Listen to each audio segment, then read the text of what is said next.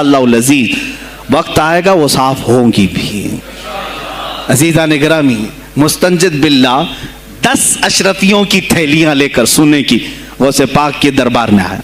आप मुरीदीन के साथ बैठे, अरे वो हालो काल की मजलिसें हैं।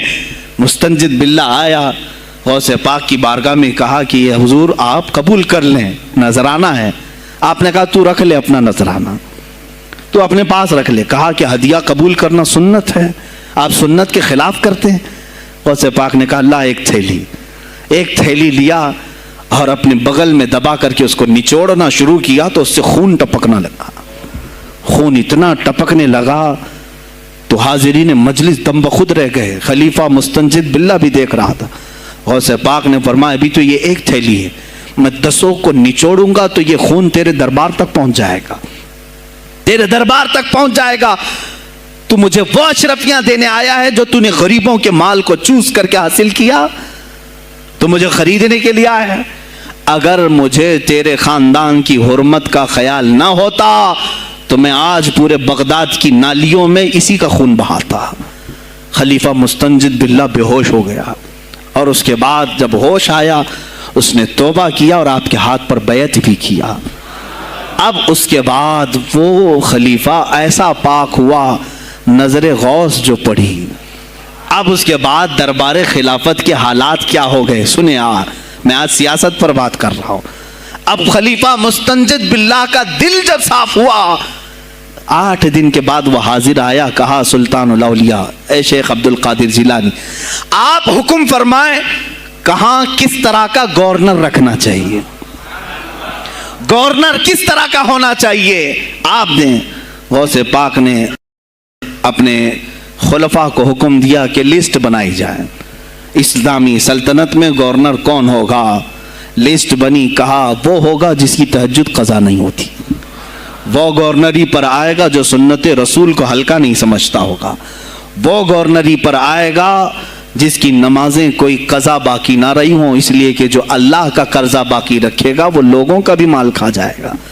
आपने लिखाया नाम, खलीफा मुस्तंजिद बिल्लाह ने आपके इशारे पर गवर्नर पूरे तब्दील कर दिए।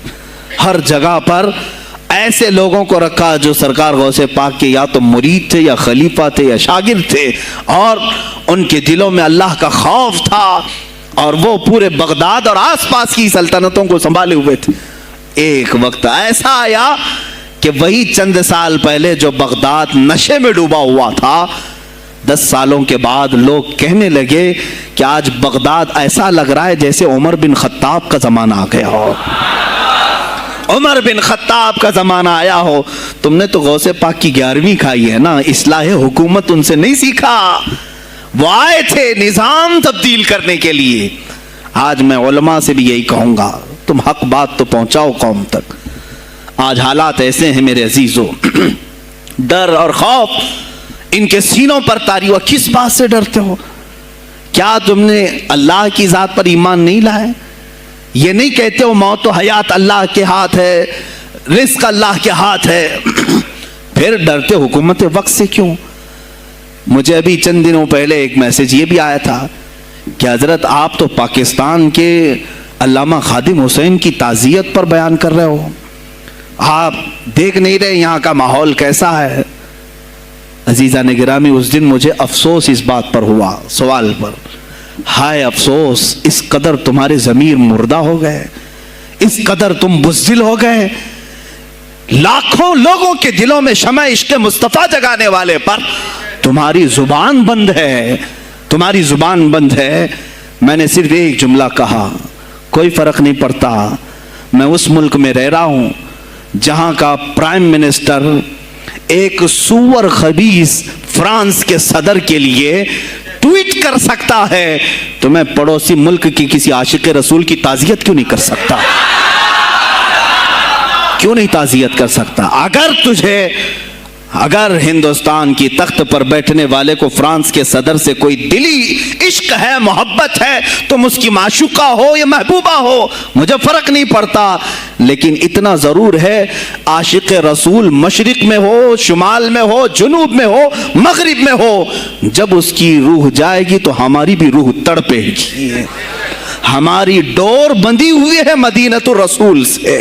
میرے آقا صلی اللہ علیہ وسلم کی جو بات کرے گا وہ پھر کسی بھی ملک کا باشندہ ہو. تم کہتے ہو تعزیت کے لیے, ارے میرے عزیز اگر میں سامنے ہوتا تو اس کے قدموں کی خاک میں اپنے امامے پر رکھتا.